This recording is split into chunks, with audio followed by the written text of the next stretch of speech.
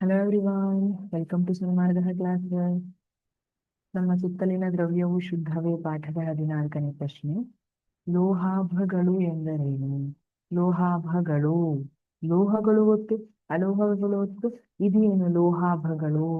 ಹಾಗಿದ್ರೆ ಲೋಹಗಳು ಗೊತ್ತಲ್ವಾ, ಅಲೋಹಗಳು ಗೊತ್ತಲ್ವಾ? ಅವೆರಡರ ನಡುವೆ ಇರುವಂತಹದ್ದೇ ಲೋಹಾಭ.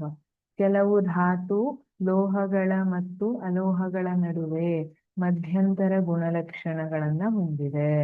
ಕೆಲವು ಧಾತುಗಳೇನಿರ್ತವೆ ಅವು ಲೋಹಗಳ ಗುಣಲಕ್ಷಣ ಮತ್ತೆ ಅಲೋಹಗಳ ಗುಣಲಕ್ಷಣ ಏನೇನಿರುತ್ತೆ ನಿಮಗೆ ಗೊತ್ತು.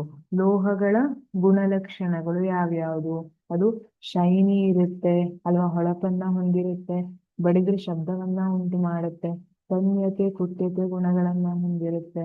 ಇದೆಲ್ಲ ಧಾತುಗಳು, ಲೋಹಗಳದ್ದು. ಅದೇ ತರ ಅಲೋಹಗಳು ಅಂತ ಬಂದ್ರೆ ಅದು ಹೊಳಪನ್ನ ಹೊಂದಿರೋದಿಲ್ಲ, ಕಠಿಣ ಅಲೋಹಗಳು ಎಲ್ಲವೂ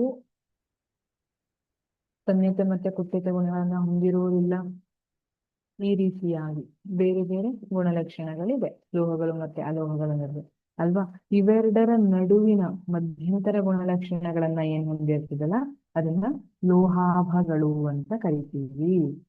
ಹಾಗಿದ್ರೆ ಈ ಲೋಹಾಭಗಳಿಗೆ ನಾನು ಉದಾಹರಣೆಯನ್ನ ಕೊಡ್ತೀನಿ. ಅಂದ್ರೆ ಸಿಲಿಕಾನ್ ಇರಬಹುದು ಅಥವಾ ಜರ್ಮೇನಿಯಂ ಇರಬಹುದು.